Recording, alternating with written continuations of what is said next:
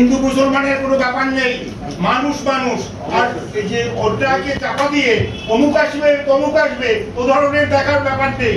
কাজেই আপনারা অন্যায়ের প্রতিবাদ করুন। যেখানে যে অন্যায় আছে এনপিএম বা অন্যান্য সংগঠন তার প্রতিবাদ করুন, তাতে কে আসবে না আসবে তো চিন্তা আপনারা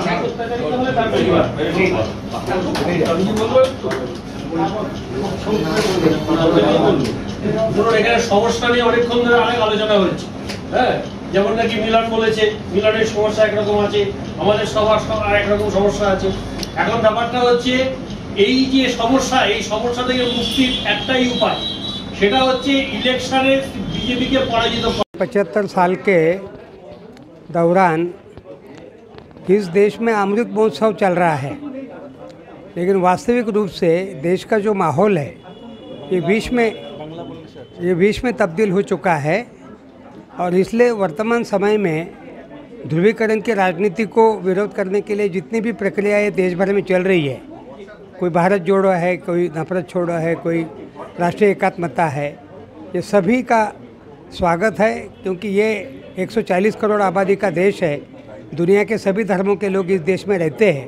और ऐसे देश में किसी एक पर्टिकुलर धर्म की राजनीति या किसी धर्म की बात, ये इस देश के और विभाजन के तरफ जाने का एक संकट है। इसलिए भारत को अगर एक रखना है तो भारत में हिंदुत्व की राजनीति या मुस्लिमत्व की राजनीति या धर्म की राजनीति ये सर्वस्वी गलत है। और उसके लिए आज जो प्रयास चल रहे हैं देश भर में, उसके साथ में हम सभी लोग हैं। धन्यवाद।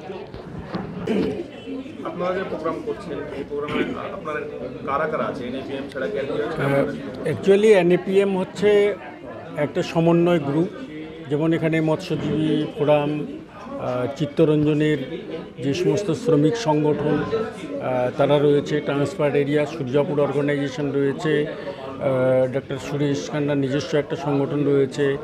তো এইরকম স্বরাজ অভিযান, স্বরাজ ইন্ডিয়া সহ একাধিক গণসংগঠন এখানে রয়েছে এবং আরও যতগুলো গণসংগঠন আমাদের পশ্চিমবাংলায় রয়েছে তাদের সবাইকে আমরা একত্রিত করে গোটা পশ্চিমবাংলায় এই যে দেশের যে মূল সমস্যা, সেই মূল সমস্যার দিকে মানুষকে ঘুরিয়ে সাম্প্রদায়িকতা থেকে মুক্ত করার একটা প্রচেষ্টা আমরা শুরু করেছি এবং এই প্রচেষ্টা আমরা সফল হব এই আশা আমরা রাখছি।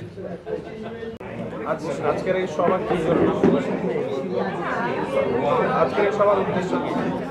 আসলে আজকে আমাদের এখানে national alliance of people's movement, সংক্ষেপে যেটা এনএপিএম, এবং বিভিন্ন সমভাবাপন্ন সংগঠনকে নিয়ে আজকে একটা আমাদের গুরুত্বপূর্ণ সভা হলো।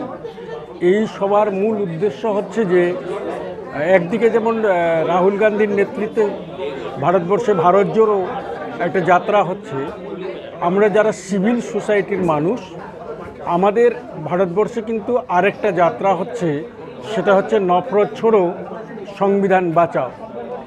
আমাদের সিদ্ধান্ত অনুযায়ী ভারতবর্ষের 150টা গণসংগঠনের মধ্যে যুক্ত রয়েছে। আমরা ভারতবর্ষের প্রতিটা জেলায় 75 কিলোমিটার করে আমরা পদযাত্রা করব। তার কারণ যে দেশ স্বাধীন হওয়ার 75 বছর হলো। এই 75 বছরে আমাদের যেটা হচ্ছে যে নফরত ছোড়ো সংবিধান বাঁচাও। আজকে ফ্যাসিবাদী সরকার যে হিংসা, বিদ্বেষ, ঘৃণা ছড়িয়ে রাজনীতি করার চেষ্টা করছে, পাশাপাশি বেকারত্ব, মূল্যবৃদ্ধি এবং বিভিন্ন রকমের সমস্যায় দেশ জর্জরিত, সেখান থেকে দেশকে মুক্ত করার জন্য এবং মানুষের মধ্যে ভ্রাতৃত্ব বৃদ্ধি করার জন্য আমাদের এই যাত্রা কর্মসূচি চলবে।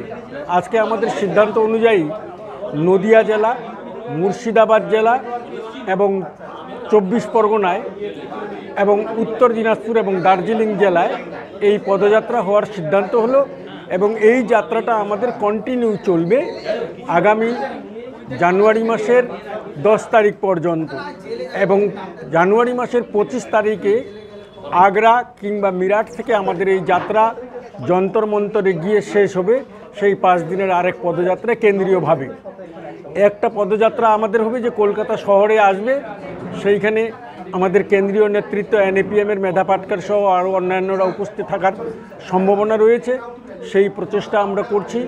আমাদের মূল লক্ষ্য হচ্ছে এই মুহূর্তে যে দেশকে বাঁচানো, কারণ দেশ যদি না বাঁচে এবং সংবিধান যদি না বাঁচে তাহলে গভীর সংকটের মধ্যে আমরা পড়ব।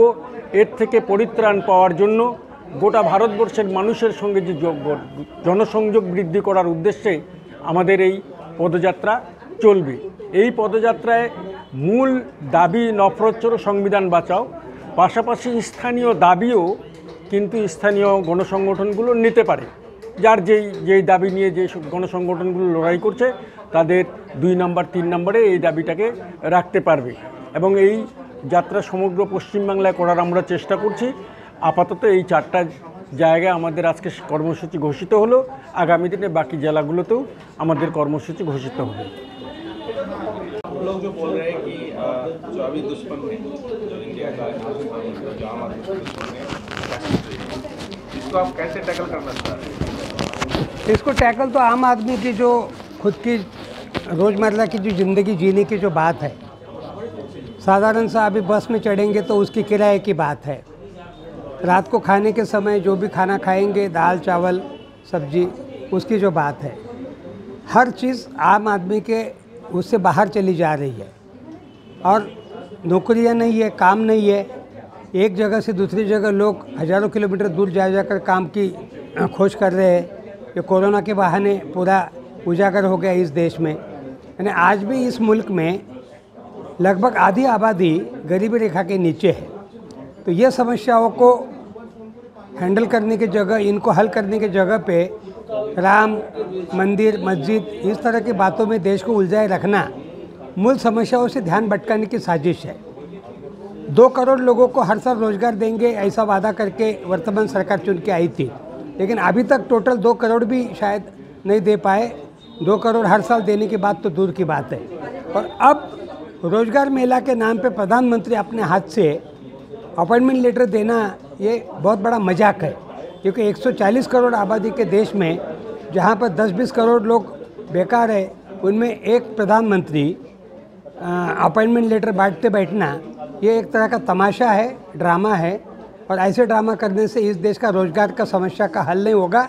रोज़गार के लिए अवसर उपलब्ध करना ये सबसे प्रभावी उपाय हो सकता है।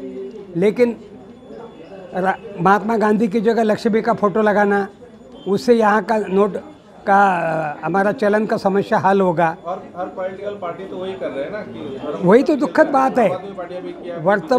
वर्तमान संसदीय राजनीति का ये पतन का दौर है, जिस दौर में लोगों की आम समस्याओं को छूने के बजाय लोगों की भावनाओं के साथ खिलवाड़ करके सस्ती राजनीति करने का जो चलन चला है, ये आज़ादी के 75 साल का सबसे बड़ा फेल्यूर है।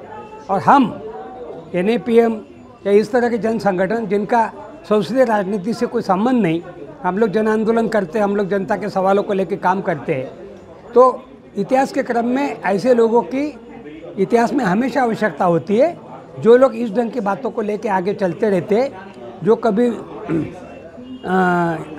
रूसो ने किया है, जो कभी अरिस्टोटल ने किया है, कभी सुकरात ने किया है, और कभी तुकाराम या कबीर या दुनिया भर के संतों ने किया है। आज वही जिम्मेदारी हम आप सबके ऊपर आ पड़ी है और ये काम हम लोग कर रहे हैं। भारत जोड़ो यात्रा जो चल रहा है, इसका कुछ इफेक्ट होगा? ज़रूर होगा, क्योंकि उस बहाने जो पार्टी 40-50 साल इस देश की सत्ता में रही, उस पार्टी के इतिहास में आज तक ज़मीन पर जाकर आम समस्या देखने का उसका छूट गया था अभ्यास। तो उस बहाने उनका कोई नेता अगर कन्याकुमारी से लेके दिल्ली तक अगर हज़ारों किलोमीटर की पदयात्रा कर रहा है, मछुआरों से लेके मजदूरों से लेके अलग अलग तरह के लोगों को मिल रहा है, उस बहाने उनका भी पॉलिटिकल एजुकेशन होगा। क्योंकि इनकी आदत ही छूट गई थी, पैदल चलने की आदत छूट गई थी, लोगों के बीच में जाने की आदत छूट गई थी। तो उस बहाने हम स्वागत करते हैं कि एक इतने साल सत्ता में रही पार्टी वो अगर ज़मीन पर आकर लोगों के बीच में उठ बैठ रही है, पैदल चल रही है, तो ये स्वागत का ही कदम है, हम उसका स्वागत करते हैं।